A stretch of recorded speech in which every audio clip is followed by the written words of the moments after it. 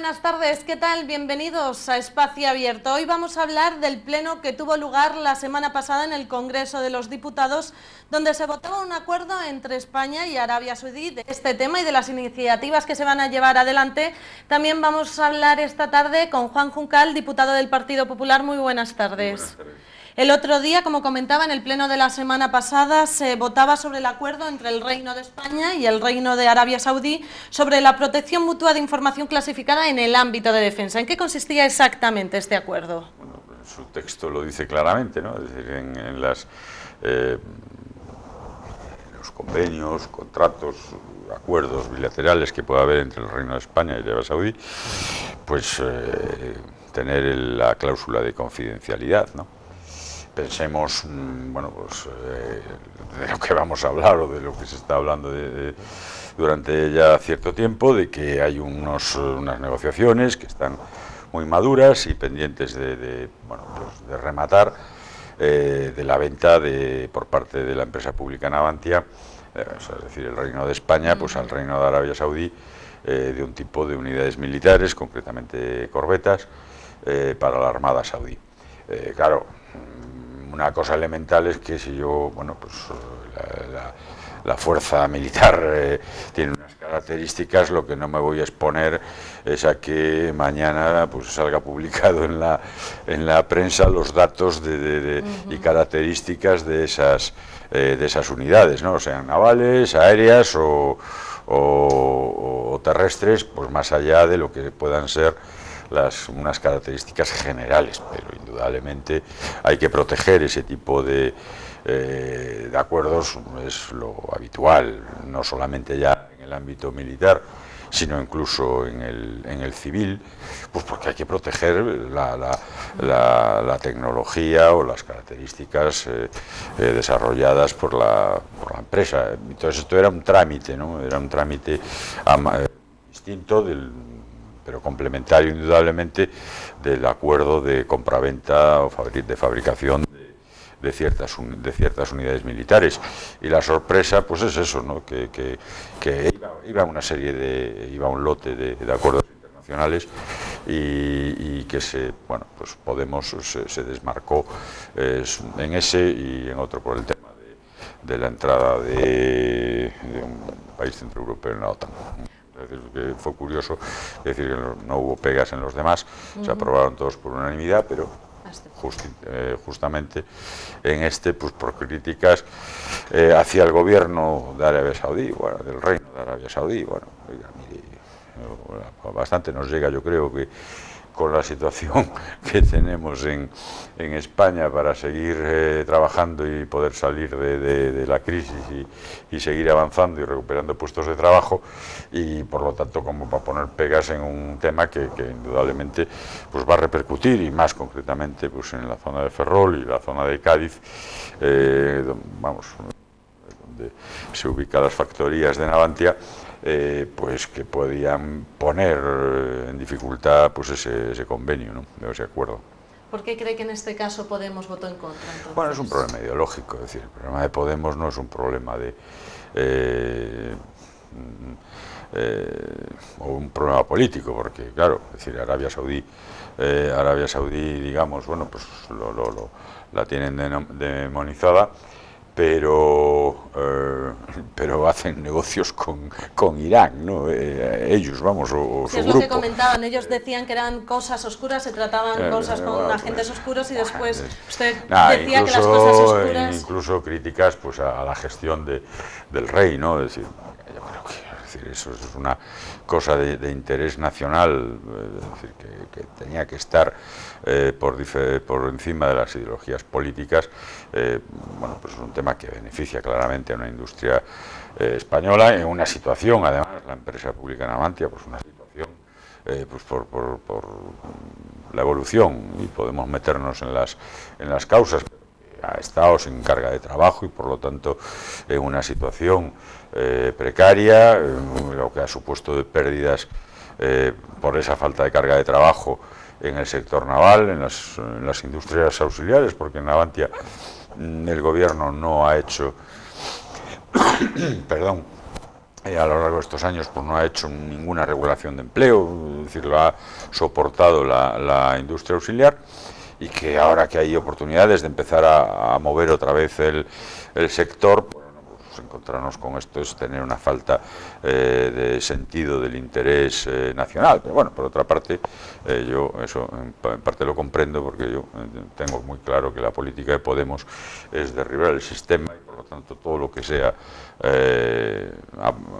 vaya en esa dirección, para ellos bienvenido sea. Y entonces, pues bueno, es la situación que tenemos, y trataremos de seguir trabajando en otra línea completamente distinta, obviamente, para tratar de solucionar los problemas que tienen los ciudadanos. ¿Esta actitud por parte de Podemos puede perjudicar a ese contrato entre Arabia Saudí con Arabia? Hombre, no es bueno, ¿no? Es decir, yo desde luego, nadie que en su sano juicio, pues si estás intentando hacer negocios con otra persona, pues que insultarlo o cuestionarlo tal, desde luego no es una buena carta de presentación. Obviamente cada uno tiene que, tampoco vamos a pasar, es decir, a una situación de sumisión, pero bueno, cada uno en su papel, pero obviamente respetando unas normas y unas reglas. Pero claro, si yo le trato de vender algo a un señor y lo que llego es insultándole, pues creo que las posibilidades de hacer negocio creo que iban a ser bastante difíciles, ¿no?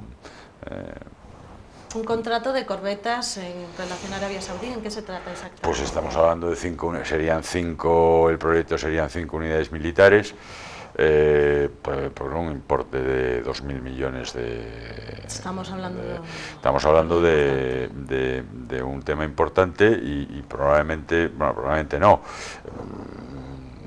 Es muy factible que a continuación de ese contrato pues pudieran venir otros, ¿no? Y que por lo tanto, bueno, vendría genial para los astilleros. Si tú vas a un sitio y te reciben mal, pues hombre, haces más difícil que pueda continuar ese acuerdo. Indudablemente positivo no es. Y vuelvo a decir que lo que es raro es Podemos, bueno, criticar a Arabia Saudí, pero bueno, pues sus líderes hicieron negocios con Irán, y que bueno, pues yo no me voy a meter ni en el régimen iraní ni en el régimen saudí. Oiga, pues eso es a nivel interno, que los saudíes y los iraníes se arreglen, ¿no?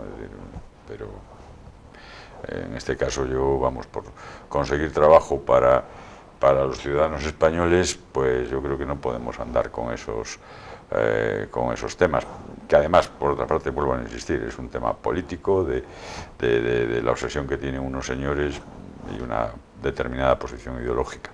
Seguimos hablando de esta posición ideológica, pero nos centramos aquí en Ferrol. El alcalde de Ferrol plantea llevar a cabo un frente común en defensa del ferrocarril para revitalizar el tendido. De hecho, pretende realizar un cónclave la semana que viene, en la que comentaba que esperaba que estuviera usted en ese cónclave. Sí, yo no sé si me va a permitir la actividad parlamentaria de Madrid asistir, pero bueno, recientemente esta semana en el Parlamento gallego el Grupo Popular planteó ya también el tema de ponerse a trabajar en el tema del enlace de Ferrol con la alta velocidad, ¿no? Es decir, estamos, bueno, Galicia ha tenido retrasos por múltiples circunstancias técnicas, orográficas, presupuestarias.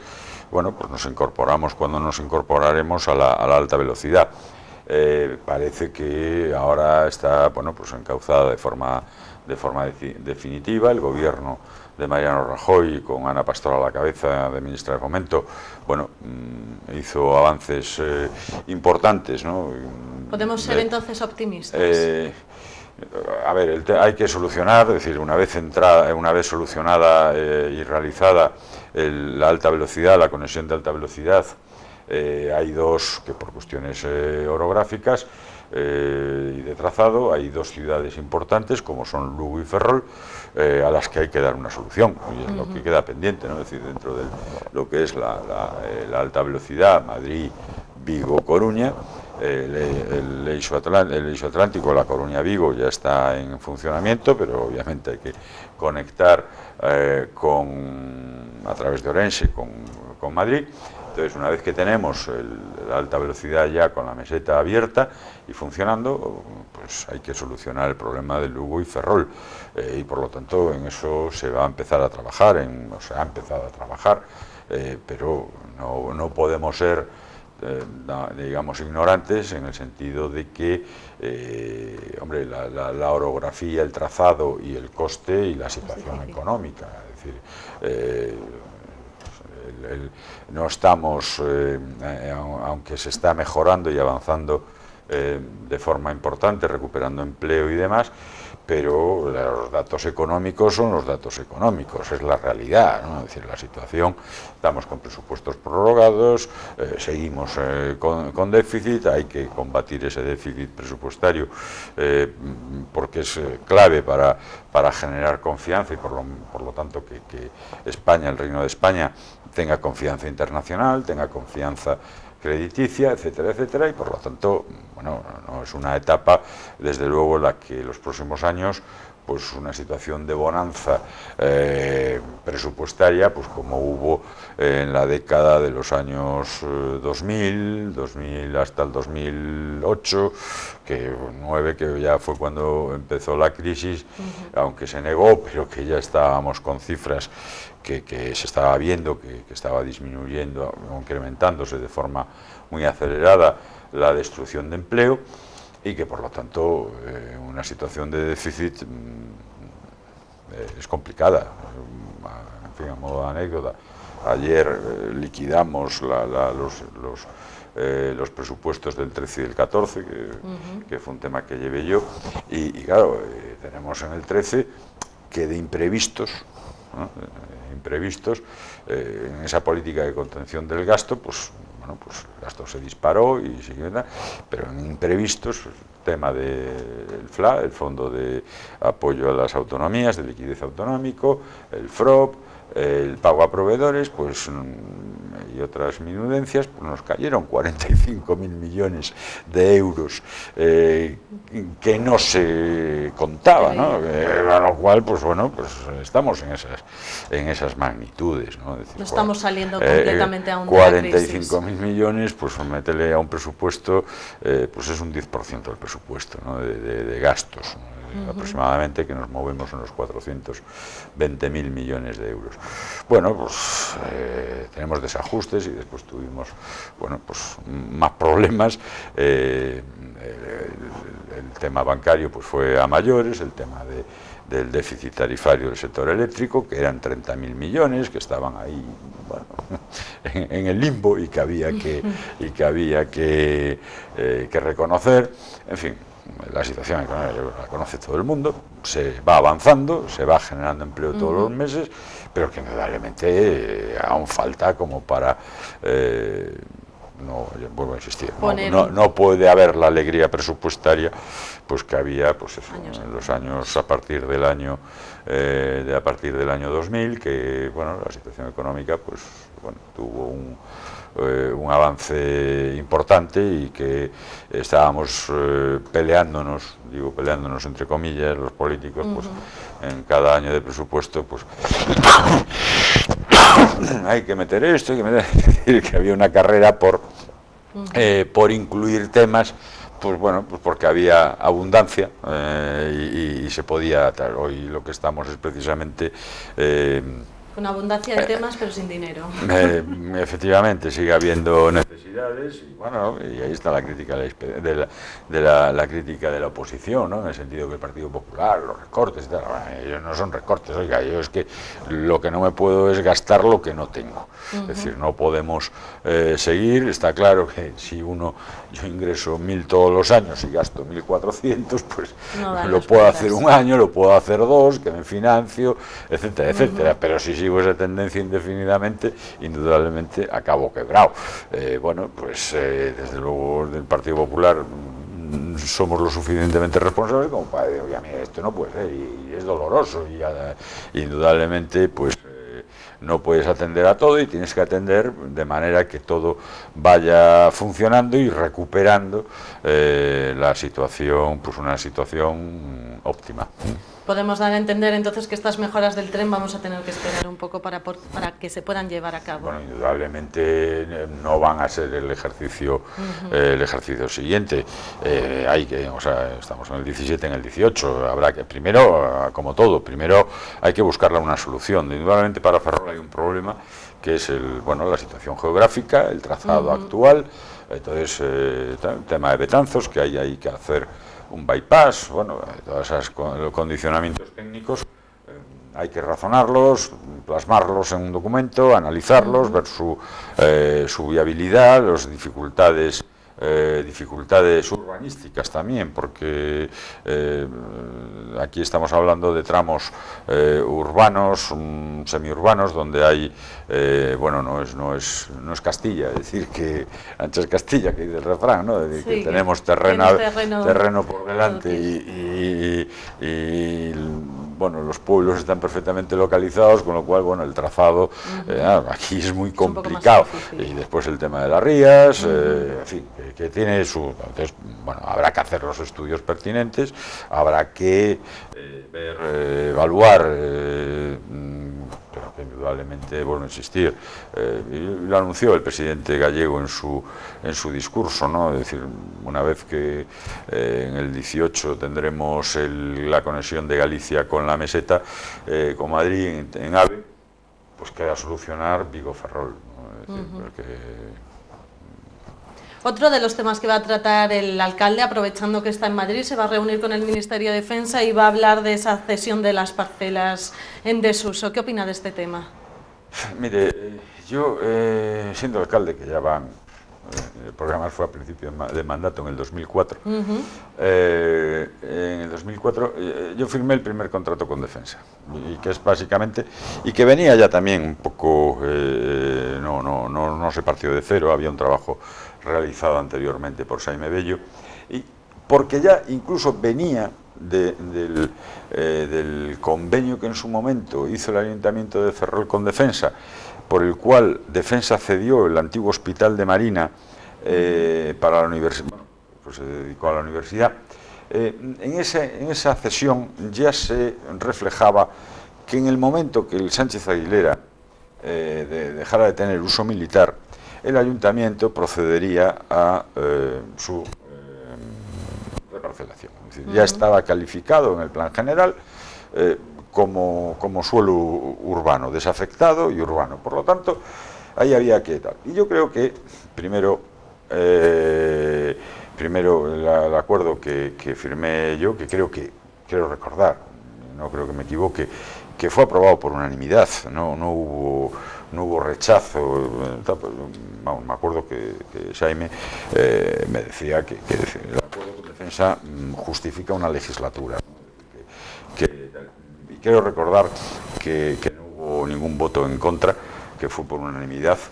Después hubo problemas técnicos, primero provocados por Defensa, después provocados por el Ayuntamiento, porque se decidió cambiar la ordenación, y llega José Manuel Rey y firma un convenio, que es básicamente el que tenía yo en el 2004 firmado, pero con una modificación importante. Pues en ese momento yo ya me había preguntado por esa finca, que es la del Molino, de Mandiá, la estación radio de Mandiá, conocida como estación radio de Mandiá. En aquel momento estaba afectada. En el momento que va José Manuel, vamos con Defensa, hablamos del tema, dicen, oiga, esto está desafectado, la podemos incluir. Se incluye, yo creo que en un precio, a ver, todo esto hay una valoración, es decir, qué aporta Defensa, qué aporta el Ayuntamiento tiene, pues que recalificar, ¿no? unos terrenos, se hacen esas valoraciones y sale un diferencial que la estación radio de Mandiá, que es una extensión de 140.000 metros cuadrados aproximadamente, pues era una valoración de 500.000 euros, yo la importancia de esa, en la situación de Ferrol, en la situación de Ferrol, tener una parcela de esa edad. Yo soy el alcalde, vamos, es que lo que estaría haciendo es buscando, pues, un empresario que ofrecerle ese terreno, no voy a decir gratis, porque gratis no se puede ceder, pero sí en unas condiciones tal que una empresa que necesite un tamaño importante de suelo puede instalarse aquí, darle todas las facilidades y que sirva de tractor. Nosotros tenemos que generar empleo. Y en todas las demás parcelas exactamente igual. Defensa no puede ceder gratuitamente sus terrenos, como tampoco lo puede hacer el ayuntamiento. Es decir, estamos administrando un patrimonio común de todos los ciudadanos y bueno, pues la ley exige que una transmisión se haga por un valor, no se puede regalar. Bueno, políticamente, el señor Suárez, que es uno de sus errores, pues claro, pues para vender a su electorado y tal, no queremos que pagar por las cesiones de defensa.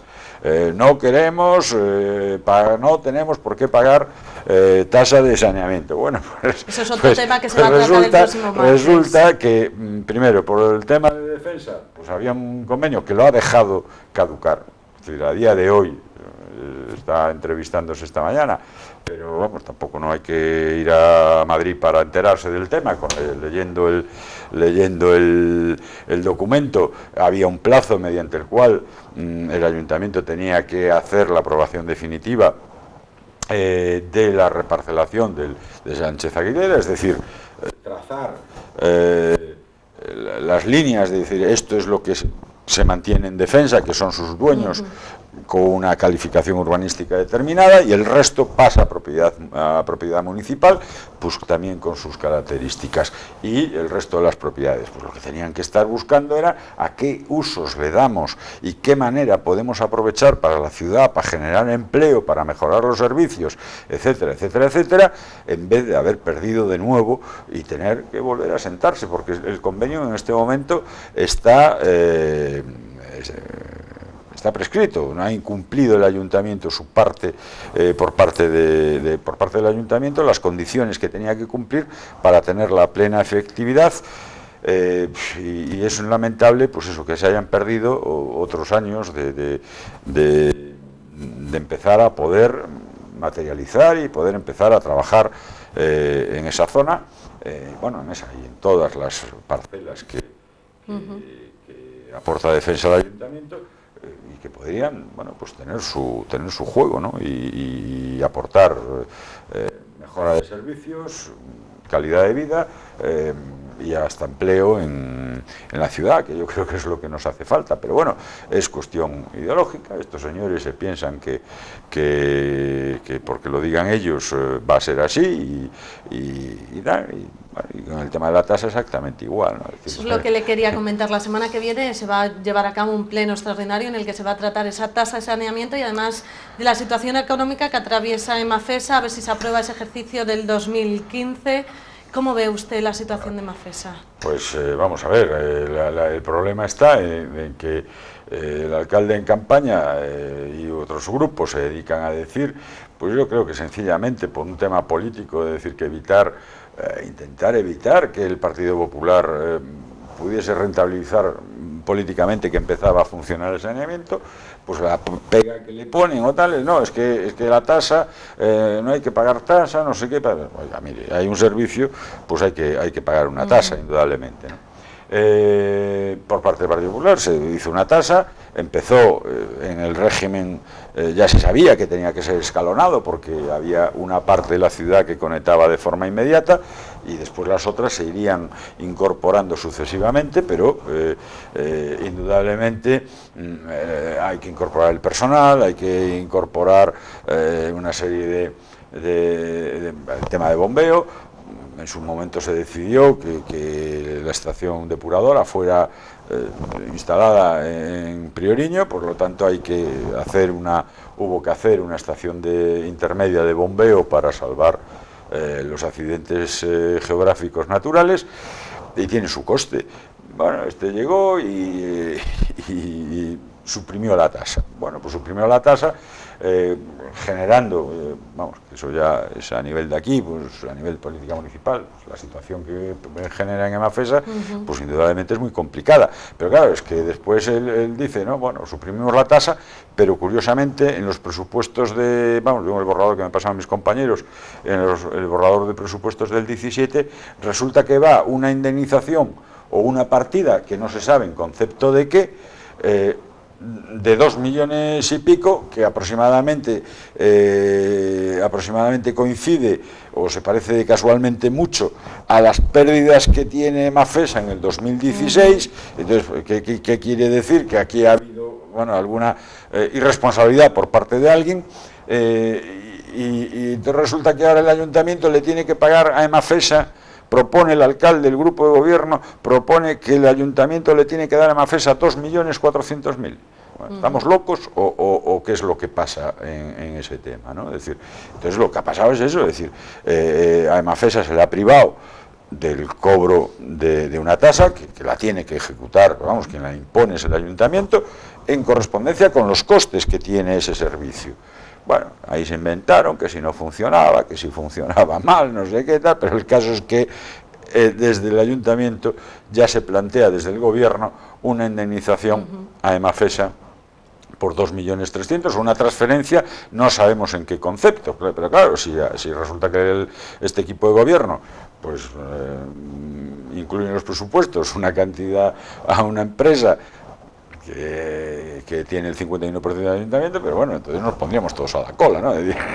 Sin motivo, o que lo tienen que explicar. Y después, claro, resulta que no había tasa y deroga una tasa y impone otra exactamente muy parecida, con el agravante de que es mucho más gravosa para no para los ciudadanos, que hay una diferencia de un 0,2, de 0,2, o sea, 2 céntimos de euro con la diferencia de la que estaba en vigor, pero sí en los capítulos, en lo que afecta a comercios, industrias, etcétera, que es notablemente superior, pero muy superior a la de Narón, porque después, claro, eso es lo otro, es decir, que aquí no puede pasar pues lo que nos pasa muchas veces, que es que los costes de otros ayuntamientos se trasladan al ayuntamiento de Ferrol.